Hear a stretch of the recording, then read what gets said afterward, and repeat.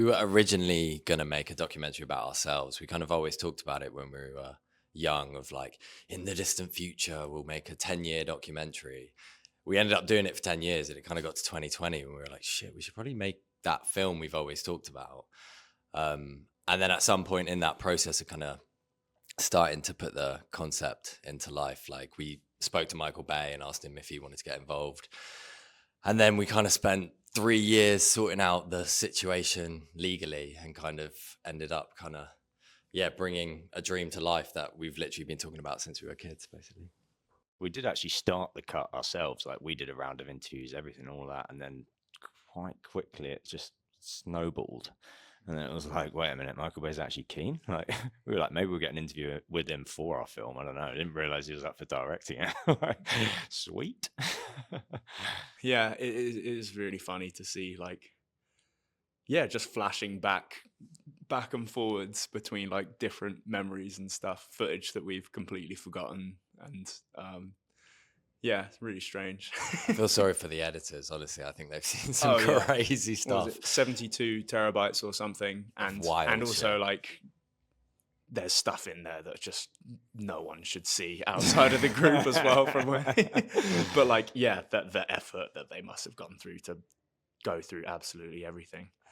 As well, like you said, like all the GoPro footage and everything, it's like 72 terabytes, but like way smaller size clips and it's everything. not cinema grade footage, so it's thousands of hours. Like, the story editors have done just such a good job at compiling, you know. And like, I think the first few months was just basically seeing what they had. I think they were just going through it for months, weren't they? Just working out like how to even start this thing, you know. It's like 7 character arcs and 15 years of footage really to try and make something out of, and I think they did an incredible job. You know, for a lot of us, that was the first proper watch just the other day at the premiere, and it was quite surreal and special. Yeah. I think it's not necessarily like events or footage that we forgot happened, but it's more like, I guess, the feeling of it. And like, you know, there's a lot of stuff that we've all grown and, you know, changed as people. And you kind of look back at the stuff that we did in 2016 in Asia with a totally different perspective, like as a 30-year-old, you know. And I think that's what the film does so well, is kind of offers a new perspective on footage that a lot of people have seen, you know, like we got literally billions of views on this stuff, but it's kind of cut in a way that allows you to see it, I don't know, from a different perspective. So it's like seeing it for the first time again. Yeah, it's good. Yeah, I think for me it was like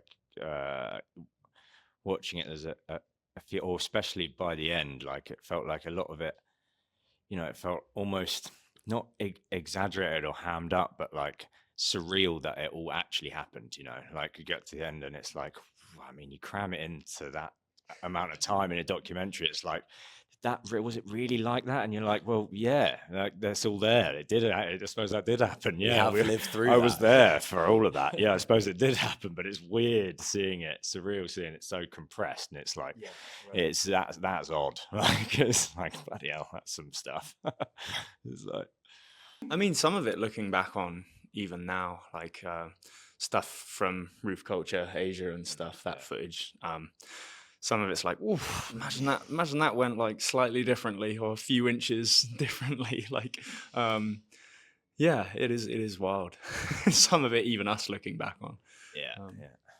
I think from a third person perspective, a lot of us have that as well. Like, we can deal with processing like a movement or something like high consequence ourselves. Like, you have full control. I know I've put in the preparation for this. I know what I'm doing here.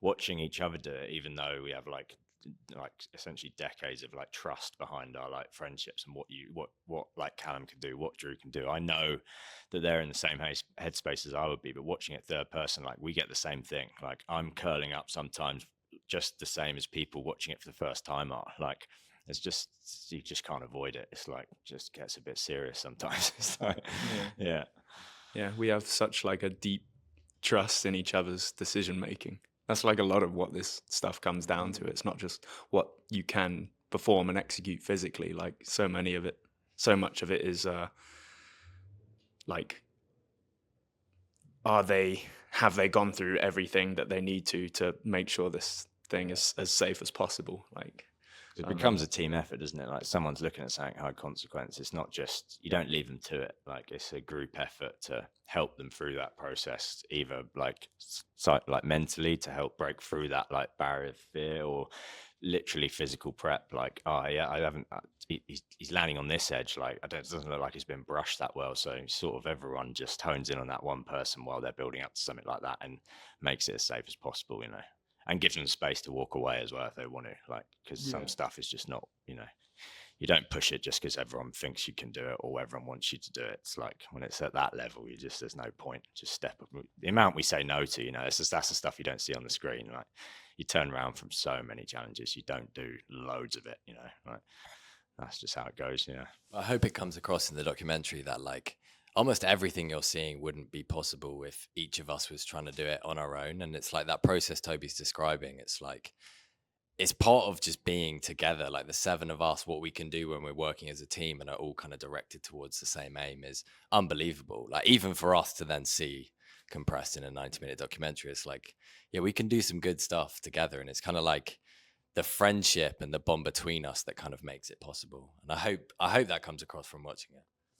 The prep is like, we do that every time, make sure everything's as safe as possible. But the choreography with all of us doing that stuff, that's we've done like drips and drops of it in the past, but this is the most elaborate we've done it for sure. And just like really testing us as like a hive mind unit kind of thing. And we kind of wanted to show that, like, you know, through the style of parkour that we chose to shoot for the new action stuff, like reflect those kind of themes of working as a team and like the brotherhood in the way that we were moving. Because a lot of the time you do parkour on your own, but what made this new action so hard was having to kind of fix it, like your line, and kind of match everybody's timing with like 6 other people, and like walls that are breaking, and like doing scary, hard, dangerous stuff for the first time, but waiting on 4 other people. It's just like, it was tough. yeah, really and as well as like with the pressure of everyone doing everything at the same time, like